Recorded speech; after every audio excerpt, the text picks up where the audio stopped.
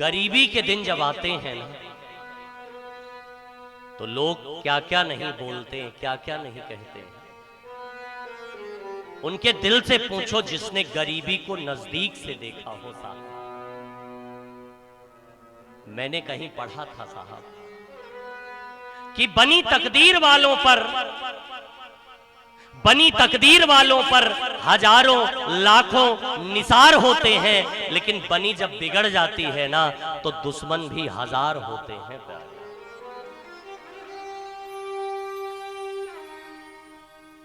श्रीदामा जी सुबह खाए तो शाम को मिलेगा कि नहीं मिलेगा इसकी परवाह नहीं थी श्रीदामा जी को।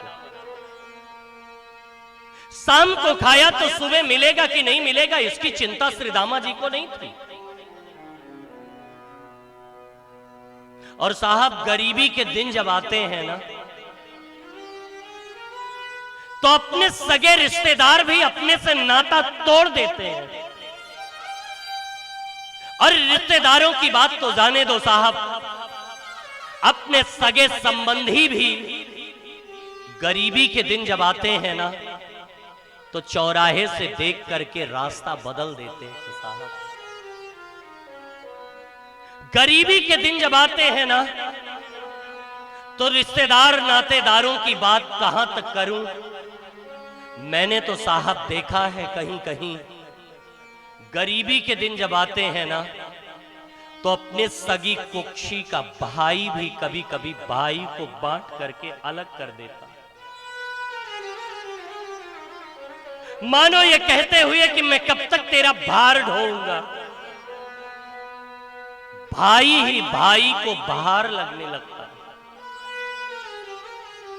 साहब कभी आपने गहराई में सोच करके देखा, एक मां से पैदा हुए, एक थाली में खाए, एक साथ पले बढ़े बड़े हुए, एक पुस्तक पढ़ करके, और आज भाई ही भाई को भार लगने लगा। आज भाई भाई से बात करना पसंद नहीं करता। 4 इंची की दीवार के बगल रहना स्वीकार कर लेंगे, लेकिन भाई ही भाई का मुंह देखना स्वीकार नहीं करता। अरे मेरे माई बाप, भाई भाई का प्रेम यदि देखना हो तो कभी राम कथा का दर्शन करना आप मेरे साथ बैठ करके। भाई भाई का प्रेम यदि देखना हो तो कभी राम के चरित्र को आप पढ़ना। भाई भाई का प्रेम यदि देखना हो साहब तो कभी भरत चरित्र को आप उठा करके गहराई से झांक करके देखना साहब। भाई भाई का प्रेम यदि देखना हो साहब तो चारों भाइयों का वो प्रेम देखना साहब।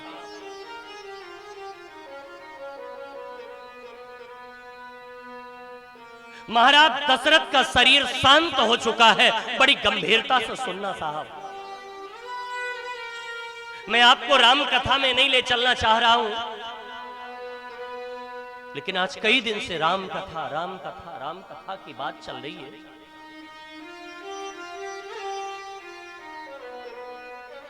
पंकज भैया हमारे कई दिन से कह रहे हैं गुरुजी राम की कथा, राम की चर्चा। वास्तव में राम का इतना गूढ़ चरित्र है साहब। करण भैया थोड़ा गंभीरता से बैठना, ये लेखा जोखा अपना ब्यौरा बाद में करना, यहीं बैठो लेकिन लेखा जोखा बाद में करना। कथा को जरा गंभीरता से अपने हृदय में उतारिए, आप सबसे निवेदन। महाराज जी का भी सुंदर आगमन हुआ है काशी से। यहां काशी भी आ गई, प्रयाग भी आ गया, बाकी क्या रह गया साहब।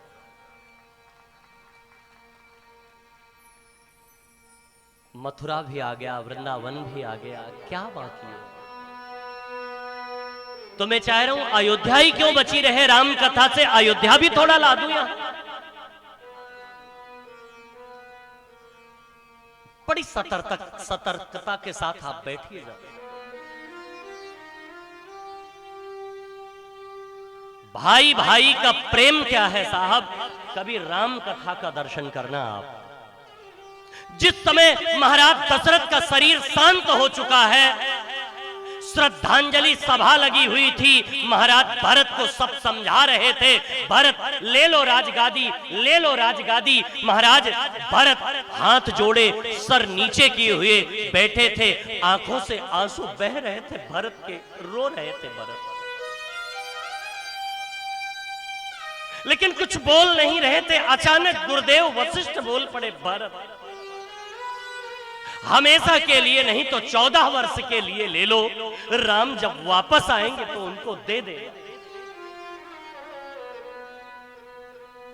भरत हाथ जोड़ करके खड़े हो गए गुरुदेव भगवान के चरणों के पास, हाथ जोड़ करके विनती करते हुए बैठ गए।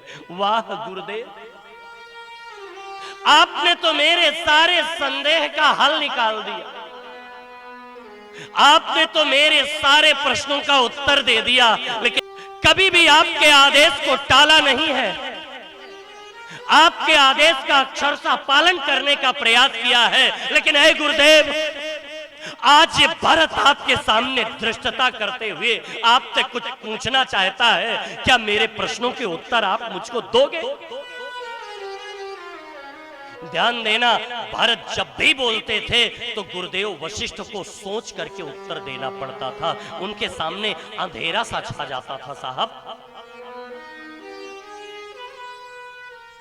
भरत हाथ जोड़ करके बोल पड़े, ऐ गुरुदेव, इस भरत ने कभी भी आपके आदेश को टाला नहीं है, और आज लेकिन आपसे ये भरत अपनी कुछ जिज्ञासा आपके चरणों में रखना चाहता है, क्या आप मेरे प्रश्नों का उत्तर दोगे? गुरुदेव वशिष्ठ बोल पड़े, बोलो भरत, क्या कहना चाहते हो, क्या पूछना चाहते हो?